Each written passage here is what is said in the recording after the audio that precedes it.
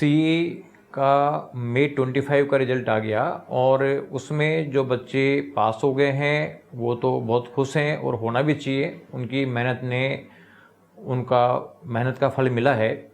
लेकिन जो बच्चे रह गए, अब वो बहुत सारी कन्फ्यूजन्स उनके माइंड में आ रहे हैं और ये कन्फ्यूजन्स जब तक क्लियर नहीं होंगे, जब तक उनका आगे का पाथ क्लियर नहीं होगा।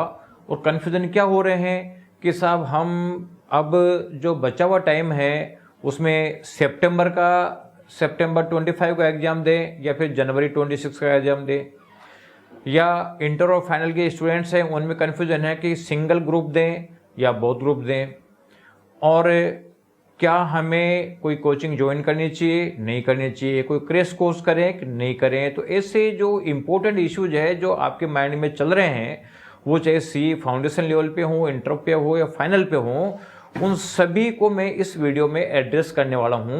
तो इस वीडियो को ध्यान से पूरा देखें, अपने दोस्तों को शेयर करें और साथ ही वीएसआई का यूट्यूब चैनल सब्सक्राइब करके बेल आइकन दबाएं, जिससे इंपॉर्टेंट स्ट्रेटेजीज मैं आप लोगों के साथ में शेयर कर सकूं। तो स्टूडेंट्स, जैसे ही रिजल्ट आता है तो बहुत सारा चंक जो है, चाहे फाउंडेशन इंटर फाइनल, वो एग्जाम क्लियर नहीं कर पाता और ये एक बड़ा चंक होता है। तो लोगों का मार्केटिंग स्ट्रेटेजी अप्लाई हो जाती है। बहुत सारे लोग क्रैश कोर्स अनाउंस करते हैं कि चलो ठीक है यार, हम इतना टाइम अवेलेबल है, क्रैश कोर्स प्रोवाइड कर देते हैं जिससे कि हम इनकम अर्न कर लें। और भी बहुत सारे अलग अलग तरीके की वैरायटी जिसमें कवर रहती है। तो एक चीज़ तो मैं आपको बता दूं कि आप लोगों को पहला मैं क्वेश्चन का जवाब देता हूं कि सितंबर करना चाहिए जनवरी करना चाहिए। तो देखो, सितंबर में 50 डेज का टाइम मिला हुआ है और जनवरी में 4 मंथ 50 डेज का टाइम, यानी एक तरीके से 5 मंथ के आसपास का टाइम मिल गया। तो जो स्टूडेंट्स सीए फाउंडेशन का एग्जाम दे रहा है और ये मान लीजिए पर सब्जेक्ट ज़्यादा से ज़्यादा 10 मार्क्स आ गए पर सब्जेक्ट, जैसे 40 से ऊपर हर सब्जेक्ट में मार्क्स उसके होने चाहिए, या कोई एग्रीगेट से अटका हुआ है बाकी सब सब्जेक्ट में पास है, तो वो बच्चा तो सीए इसका जो एग्ज़ाम सितंबर में दे लें चल जाएगा, क्योंकि उसकी लगभग कंसेप्ट क्लियर है। जो 50 डेज का टाइम है उसमें वो रिवाइज कर सकता है, 3-4 बार रिवाइज कर सकता है, 3-4 बार रिवाइज करके एग्जाम दे सकता है, तो उसका पास होने की पॉसिबिलिटी है। लेकिन अगर कोई स्टूडेंट के मार्क्स ज़्यादा कम आ रहा है, 40 से कम आ रहा है पर सब्जेक्ट, या जैसे मान लो हो सकता है बाकी में 40 से अबव हो लेकिन 1-2 सब्जेक्ट में 40 से कम हो, तो बेटर है कि उसकी कंसेप्चुअल क्लैरिटी में प्रॉब्लम है। सितंबर भी देगा, सितंबर में टाइम कम पड़ेगा, या उन कंसेप्टों को क्लियर करेगा तो कंसेप्ट क्लियर करने में टाइम निकल जाएगा, 4-5 बार रिविजन चाहिए, वो कर नहीं पाएगा, तो उसको सितंबर नहीं देकर बेटर है कि जनवरी एग्जाम देना चाहिए। ये तो हो गया फाउंडेशन के लिए। वो चीज़ इंटरमीडिएट में है। इंटरमीडिएट में मान लो कोई एक ग्रुप दे रहा है और उसकी अगर मान लीजिए 10 नंबर तक का गैप आ रहा है, वो सितंबर का एग्जाम दे लें। दोनों ग्रुप दे रहा है और 10 नंबर का गैप आ रहा है, तो इसका मतलब है कि 6 सब्जेक्ट हैं उसके, ये टाइम बहुत कम है, 10-10 नंबर का गैप। अगर वो बहुत ग्रुप देना चाहता है तो बेटर है कि अगर मान लीजिए 45 प्लस सब में आ रहे हैं, यानी अगर 600 में 300 के बजाय उसके 270 एंड अबव है, तो उसको सितंबर अटेम्प्ट देना चाहिए। और ज़्यादा बड़ा गैप है तो बोथ ग्रुप देना उसके लिए एडवाइजेबल नहीं है, क्योंकि एक ग्रुप तो अगर मान लीजिए आपका 3 पेपर दे रहे हो और तीनों में मिला के 40-40 120 नंबर है, वहाँ तक तो चलो ठीक है, 3 सब्जेक्ट ही तैयार करने हैं, इसलिए मतलब 50 दिन में हो सकते हैं।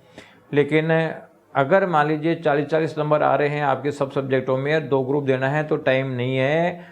तो अगर 40 प्लस मार्क्स आ रहे हैं हर सब्जेक्ट में तो एक ग्रुप दे लो सितंबर में, और अगर मान लीजिए 40 के बजाय 45 प्लस आ रहे हैं, बहुत ग्रुप देना चाहते हो, तो फिर आप दोनों ग्रुप सितंबर में दे दो। अदरवाइज आप थोड़ा ढंग से प्रिपेयर करो, 4-5 बार रिवाइज करके, और फिर जनवरी का एग्जाम दो तो पर्पस सोल्व होगा। क्योंकि 4-5 बार रिवीजन हुए बिना पर्पस सोल्व होता नहीं है। एक ग्रुप का रिवीजन किया जा सकता है, 2 ग्रुपों का रिवीजन मुश्किल है। ये चीज़ सेम फाइनल में एक ग्रुप देना चाहता है, 40 प्लस मार्क्स हैं, तो इसका मतलब है कि सितंबर दे लें। 40 से कम है, एक ग्रुप देना चाहते हैं, तो इसका मतलब है कि फिर वो जनवरी अटेम्प्ट दें, ढंग से तैयार करके दें। क्योंकि बार बार अननेसेसरी रिवीजन करने से कोई, बार बार एग्जाम देने से कोई मतलब नहीं है। एग्जाम दो आप तो एग्जाम पास होने के लिए दो केवल। अगर हल्का सा डाउट यार पास नहीं हो सकते तो उस एग्जाम में पेपर होने से कोई मतलब नहीं है, क्योंकि ये इतना ट्रेप है कि 2-2 महीने का 50-50 दिन का ट्रेप है। इसमें बच्चा लंबा फंस जाता है और बहुत बड़ी प्रॉब्लम में फंस जाता है और वो कभी निकल नहीं पाता। और ज़्यादा नंबर का गैप है तो फिर मैं कहूँगा कि आप ये डिसाइड करो कि कंसेप्चुअल क्लैरिटी है कि नहीं है। अगर कंसेप्चुअल क्लैरिटी नहीं है तो इसका मतलब है कि फिर आप सितंबर दो या जनवरी अटेम्प्ट दो, जिससे कि आराम से तैयार होकर दो। दूसरा इशू आता है कि साहब पहले मैंने दोनों ग्रुप दिए थे, अब एक ग्रुप दूं क्या? तो देखो सिंपल सी बात है, दोनों ग्रुप दिए थे और दोनों ग्रुपों में बहुत कम नंबर हैं, तो उसका बेटर है कि फिर वो जनवरी अटेम्प्ट दे, सितंबर नहीं दे। हाँ, 2 ग्रुप दिए थे, एक में तो मान लीजिए आपका 40+ मार्क्स आ रहा है, दूसरे ग्रुप में बहुत कम है, तो वो एक ग्रुप देना चाहता है तो सितंबर में दे ले 40+ वाला, और दूसरा ग्रुप वो जनवरी में दे ले, या फिर दोनों ग्रुप वो जनवरी में दे ले। तो कुल मिला के एक ग्रुप दें, दोनों ग्रुप दें, जैसे सिचुएशन हो अपने की पास होने लायक हैं तो ये एग्जाम दें, अदरवाइज नहीं दें। और दोनों ही ग्रुपों में मान लीजिए उसके 30-35 आ रहा है तो बेटर है कि भाई तुम तो उसको और तैयार करो ढंग से, और जनवरी तक भी तैयार हो तो करके दे दो। जनवरी तक तैयार नहीं है तो इसका मतलब है कि फिर आप अगले मई में एग्जाम देना। बहुत ज़्यादा जल्दीबाजी करने की जरूरत नहीं है, जल्दीबाजी करोगे तो फिर वो पास होना बहुत मुश्किल हो जाता है।